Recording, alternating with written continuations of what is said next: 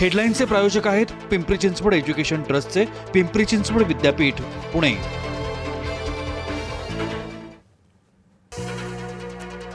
जंतर मंतरवर सीजेपीचे विद्यार्थी आंदोलन कायम, तर सरकारने आश्वासन द्यावं, उपोषण मागे घेऊन रुग्णालयातून वांगचूक यांचं आवाहन। देशभरातून जंतर मंतरवर येणाऱ्यांचा ओघ सुरूच, नागपूर पुण्यातून जाणाऱ्यांची मोठी संख्या, धर्मेंद्र प्रधान यांच्या राजीनाम्यावर आंदोलक ठाम। दिल्ली पोलिसांच्या अत्याचाराची राष्ट्रीय मानवी आयोगाकडे तक्रार, सर्व फुटेज जपून ठेवण्याच्या देखील हायकोर्टाच्या सूचना। हिंसेच्या ऐवजी संवादातून प्रश्न सोडवा, अण्णा हजारेंचं मोदींना पत्र, विद्यार्थी आंदोलनाच्या पार्श्वभूमीवर पंतप्रधानांशी पत्र व्यवहार।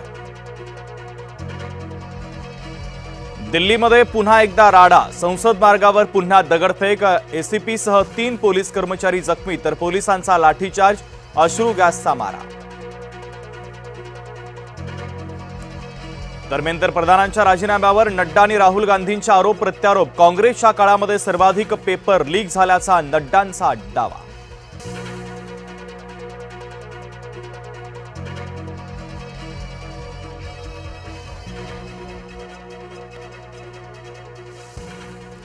मुंबई ठाण्यामध्ये रात्रभर पावसाची संततधार, हवामान विभागाच्या वतीनं पावसाचा ऑरेंज अलर्ट जारी, तर उद्यापर्यंत पावसाचा जोर कायम राहण्याचा अंदाज।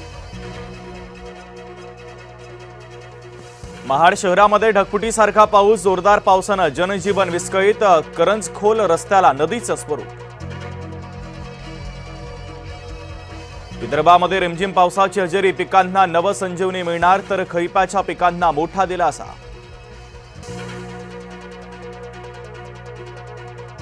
कृष्णा नदीच्या पातळीमध्ये वाढ, संततधार पावसानं पाणी पातळी पुन्हा वाढण्याची शक्यता, नदीकाठच्या नागरिकांना सतर्कतेच्या सूचना।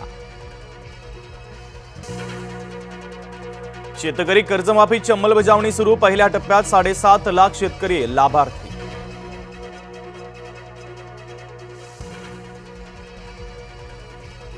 आषाढी वारीच्या पोलीस बंदोबस्तामध्ये यावर्षी वाढ, जास्त भाविक येण्याचा अंदाज, 7,000 पोलीस आणि होमगार्ड तैनात।